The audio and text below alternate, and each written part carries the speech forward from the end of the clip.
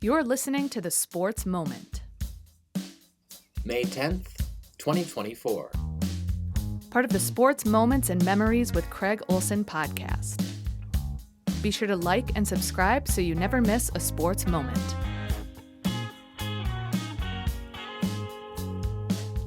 Sponsored by Pemberton Law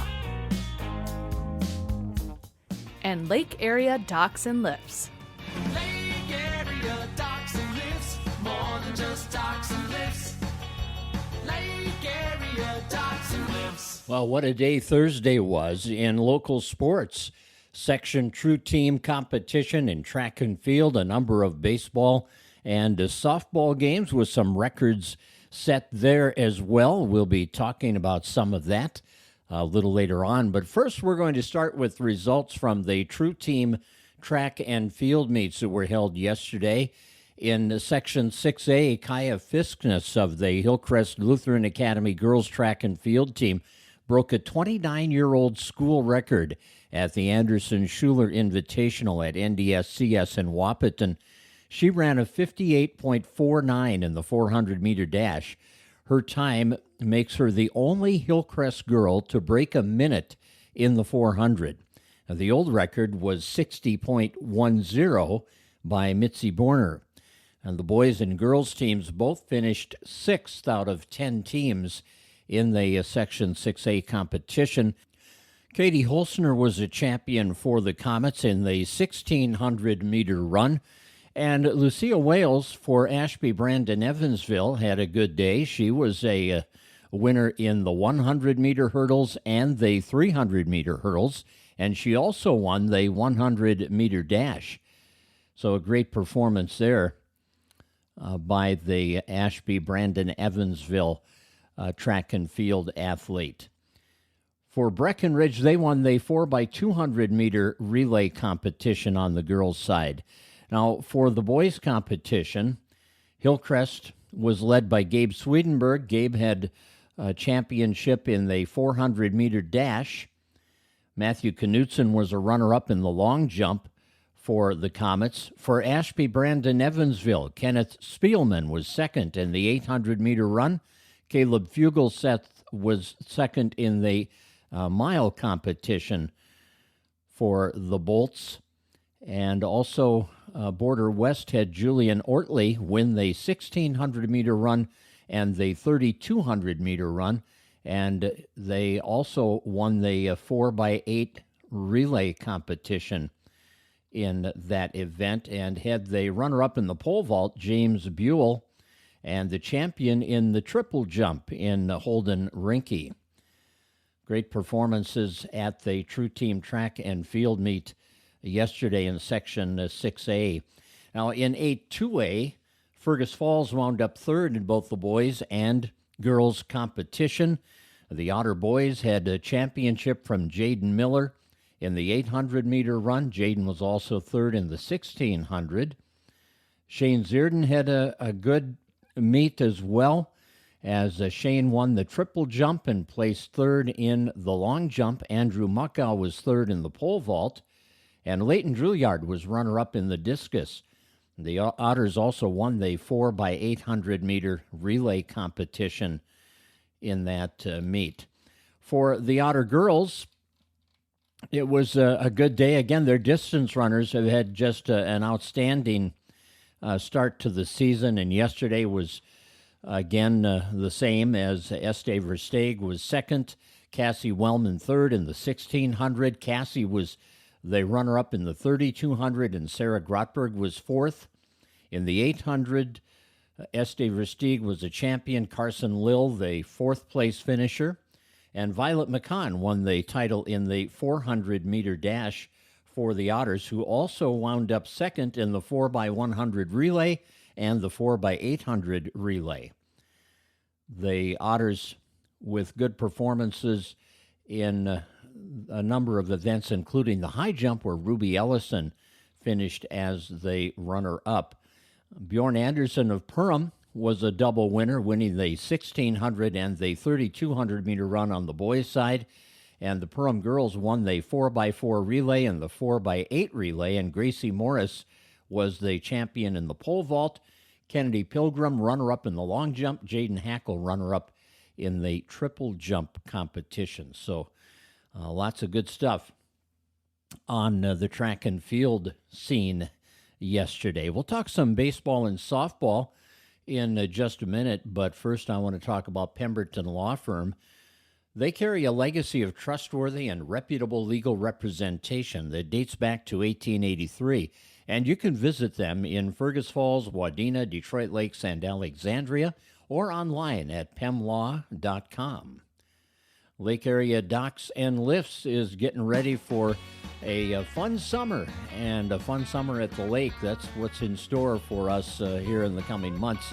They offer premium waterfront equipment, sales, service, and installation. Best quality and service at the best prices. Just ask your neighbor at the lake about Lake Area Docks and Lifts. Lake Area Docks and Lifts, more than just docks and lifts. Lake Area Docks and Lifts. Well, it has been quite a week for the Otter Tail Central Bulldog baseball team, and I was able to catch up with Ryan Hendrickson and talk about this record-setting week where the Bulldogs won their 11th straight game to start the season with a 16-4 win over Bertha U at Verndale on Thursday. And then they did lose to New York Mills in the completion of a game that was suspended due to the weather on May 2nd. Mills won 11-1 to end that 11-game streak. But I talked with Ryan about that and about Lane Dilly becoming the winningest all-time pitcher in Otter Tail Central baseball history. Yeah, it really has been a pretty awesome season so far. What a ride. We to get an 11-game winning streak is pretty awesome, but to open up your season with an 11-game winning streak is even better. Just gets you set up for success like that. So, the 11-game winning streak puts us just ahead of the pretty awesome 2015 Bulldog team where they had an outstanding pitcher by the name of Nick Trosdahl. Nick had 9 wins himself in that season. So, 11-game winning streak led by Lane Dilly so far. He's got 5 wins on himself, and to complete 11 straight games in baseball is tough. You got to have the pitching to do it. You can't lose a beat along the way. And our defense has just been so solid. We've talked a lot about this year, how a defense makes our pitching look good and our pitching makes our defense look good. So we're really, really proud of 11 in a row and hope to start another winning streak. I told the boys yesterday, hey, if we start another 11-game winning streak, that might just bring us to the state championship game. So hopefully we can get on a roll with that one. And Lane Dilly, what an outstanding year he's having for you. He's one of your captains and just doing it for you on the mound. In fact, a record-setting year or career for him.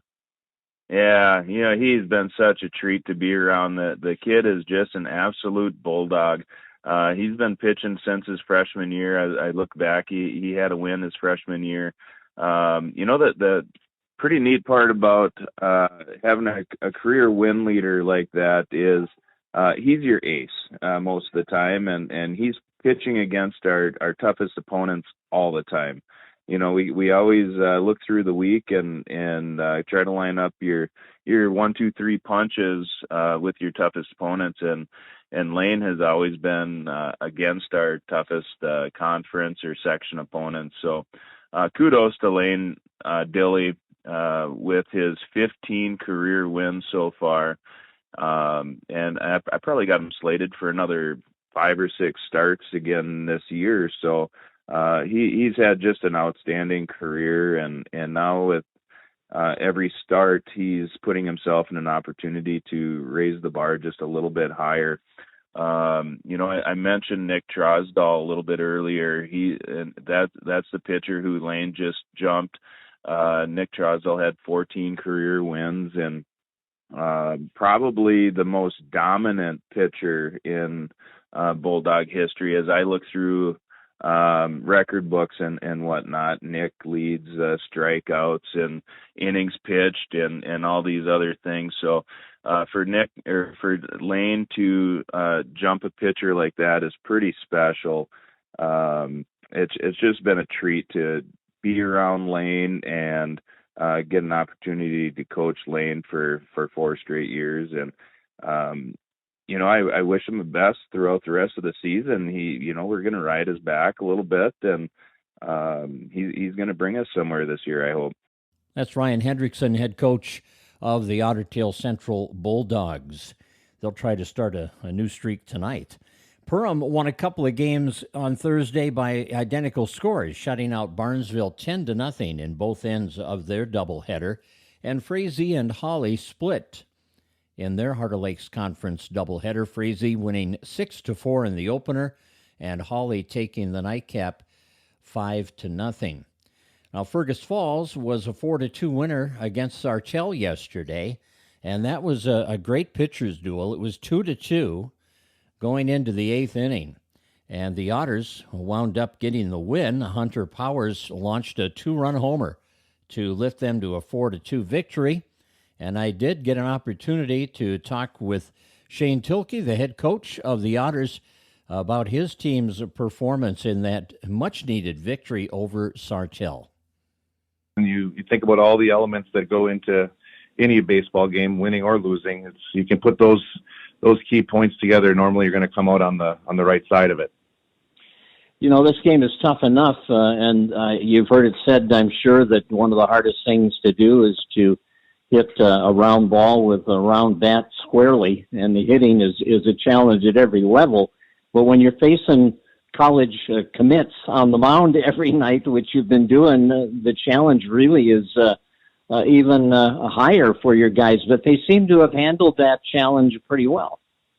Yeah, we've seen really great pitching all year.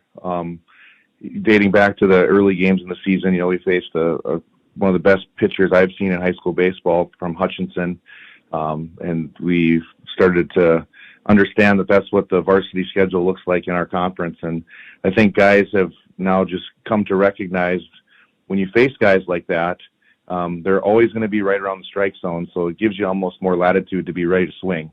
And whether you put the ball in play or you swing and miss, you got to kind of lock in mentally that you're going to see strikes tonight, and you got to go up there with that approach of attacking something that you can handle early in the count. And we've been getting better and better at that with the pitchers we faced, and last night was just a nice way to see the kids come through. And again, we didn't knock the ball around the park the whole game. I think we only had 6 or 7 hits, but they came at the right time, and kids battled great at bats, and it's fun to see them get to come out on the winning end of that. Well, take us through the game-winning hit, the scenario there that brought Hunter Powers into the limelight. It was getting into extra innings. We got into their bullpen, which was good for us because their guy was, like I said, he was pretty solid, and he navigated the game pretty well. And once we got into their bullpen, they brought a lefty out, and he didn't throw quite as hard. His stuff did still move, but Buckmeyer gets a leadoff walk, battled in a great at bat, so we got a runner on right away in the top of the 8th. And I'm sure you know this as well as anybody. The book probably says in that scenario you got a lefty-on-lefty matchup with a go-ahead run on first base with nobody out. We probably should lay a bunt down. And it went through my head right away, and I thought, you know what, Hunter's due. He's one of our stronger hitters that can hit the ball to a gap or possibly out of the ballpark. I haven't seen him hit a home run since probably 14U. And so I thought I'd give him a pitch or two and decide if we needed to go to the bunt strategy, and he took the first pitch out of the yard and made me feel really good about the decision. Players make coaches look really brilliant sometimes, don't they? Yeah, they have that way about him. And Hunter, I've got a lot of confidence in him, and I know he's puts a lot of pressure on himself to do well as a sophomore in the varsity lineup, kind of as an everyday mainstay there in the middle of the lineup. And he's seeing what it's like to battle against varsity level pitching, and he's been getting better and better in his at bats. And we've told him just to be aggressive early, and you're not going to see pitches right down the middle for strikes. They're going to tickle the zone and work the edges, and you got to learn to battle those off. And so he's just getting more comfortable in that role as well. And it was fun to see it pay off for him last night. Well, we better give your pitchers a little love too. I mean, they did pretty well last night. Ethan Grunwald and Karsten Froning got it done for you. Yeah, absolutely. Ethan Grunwald, I talked to him after the game, and I even sent his dad a message. He he showed his experience last night. He's been playing varsity baseball for 4 years. We brought him up as a ninth grader back when Coach Pearson was at the reins, and he's been a mainstay in the lineup, and hasn't pitched a ton for us in the spring just because of the way things worked out. But we knew going into Sartell we needed a guy that would throw strikes, keep him off balance, and just kind of have that grit about him, as I wrote in the article, that nothing rattles Ethan. I mean, he could walk 3 guys in a row or give up 3 straight doubles, and his posture, his demeanor is the same, and that really paid off last night. It settled everybody down behind him in the field, because he gave up, I think, 10, 12 hits and walked 4 or 5 guys, but they were all scattered throughout, and he worked at a good pace that keeps your defense engaged, and he got out of some jams by just, like I said, hitting spots, throwing strikes, and letting his defense make plays behind him, which we finally, did for 8 innings last night. I think we only had 1, maybe 2 errors, and one of those errors is maybe on a double play, and you never assume a double play anyway. So it's just baseball, that ball bounces one way or the other, and it came out on the right side of it. And then Karsten came in, and I mean, he was sharp. We could tell in his warm-up pitches that, we brought him with bases loaded, 2 outs in the bottom of the 7th, and that's a situation where a high school pitcher could get a little nervous and maybe end up walking in the winning run. And during his warm-up pitches, he was spot on, and we knew that we were going to be in good shape. And he got the first guy out on 1 or 2 pitches, popped him up on the infield to get out of the inning, and then in the bottom of the 8th, struck the first 2 guys out pretty quick, and he was right in the top of their order. So it worked out. Proud of the guys and really proud of our pitching for sure. And, it's just nice to see all the pieces come together in a tough setting. So Sartell's a tough place to win. I think they had 17 or 18 seniors on their roster. And we had 2 sophomores in the starting lineup last night, so it was fun. Well, and it was tough, too, because you lost one of your coaches this week, Dave Sagerhorn, and that's tough to battle through, and the team needed that lift last night, maybe in more ways than one. Yeah, it's spot on, Craig. These are things you don't prepare yourself for when you're going into a season. And the last, week and a half has been really a roller coaster. And Dave was our pitching coach. Dave and I have been coaching either against each other or with each other since Park and Rec League, 10, 12 years ago. And we've been in the dugouts together for the last 8 years. And so working with all these kids and you have something like that come up in the middle of your season, you just don't know how people are going to react. And so Tuesday was a little tougher night for us, just that first night with an empty seat on the bus and not the same type of environment that we've kind of been enjoying for the last couple of weeks. But then last night the kids really stepped up, and super proud of them. That's Dave Sagerhorn, that one was for him, and we're gonna still get through it. It's not going to be easy, but glad that things went the way they did last night. Yeah, tough couple of weeks for the Otters with the loss of Dave Sagerhorn, and he and Shane Thielke have been quite a coaching duo over the years, and certainly the influence of Coach Sagerhorn will remain with the people he has worked with, especially in the pitching area, but his loss will certainly be felt by the Otters as they complete their season here in the next few weeks. Well, softball yesterday saw the Otters lose an 8-inning contest to Brainerd. They battled. One of the better programs in the conference over the years has been Brainerd, and they gave them a battle yesterday, but the Warriors won by a score of 11-7 in 8 innings in that game. Other softball, Rothsay and Brandon Evansville split a doubleheader, the Chargers winning 11-1 in the first game, and then the second game, it was Rothsay winning 15-4. And Crookston won their game against Pelican Rapids by a score of 10-4. Good day for the Twins yesterday. They won their 5th consecutive series. Manny Margot highlighted a 5-run first inning for Minnesota with a bases-loaded double off Seattle ace Logan Gilbert, and the Twins went on to win 11-1. Pablo Lopez pitched into the 7th inning, had a season-high 10 strikeouts to win his 3rd straight start. He is now 4-2. Ryan Jeffers and Max Kepler each homered and drove in 2 runs. And the Twins are 22-15 now. They've won 15 of their last 17 games. and they are a game and a half behind Cleveland in the American League Central, tied with Kansas City for second place as they head north of the border to take on Toronto this weekend. Joe Ryan will pitch for Minnesota in the opener tonight against the left-hander Yusei Kikuchi. And the Minnesota Timberwolves, with a 2-0 series lead in their best-of-7 second-round Western Conference NBA playoff series, are home tonight at Target Center to host Game 3 against Denver, the defending NBA champions. And the Wolves are 4.5-point favorites in the game tonight. Rudy Gobert will be back in the lineup. I don't think the Nuggets will be able to overcome this deficit. I'll be surprised anyway if they do. But hopefully the Timberwolves have the same defensive intensity in Game 3 tonight and Game 4 on Sunday that they showed in Denver. If that's the case, they won't be going back to Denver for Game 5 because it will end in a sweep on Sunday. Hoping for the best there. That's an 8:30 tip-off tonight at Target Center. And how about the the home court debut of Indiana Fever rookie and number 1 overall draft pick Caitlin Clark? The former University of Iowa phenom played in front of over 13,000 fans in Indianapolis last night for a preseason game. That's pretty incredible, especially when you consider that in their dates last year, their 20 regular season home contests, last year Indiana averaged just over 4,000 fans per game for regular season games. And in a preseason game, 13,000 plus last night. I think they're going to make some money in Indiana. Fans are going to turn out in droves to watch Caitlin Clark. Well, that's going to do it for our podcast today. Remember to check out part 1 of our Otter Hockey History podcast on sports moments and memories. You can check it out on YouTube. Part 1 of a 3-part series, and part 2 will be coming up within the next week to 10 days. But check out part 1 when you get a chance this weekend and pass the word on.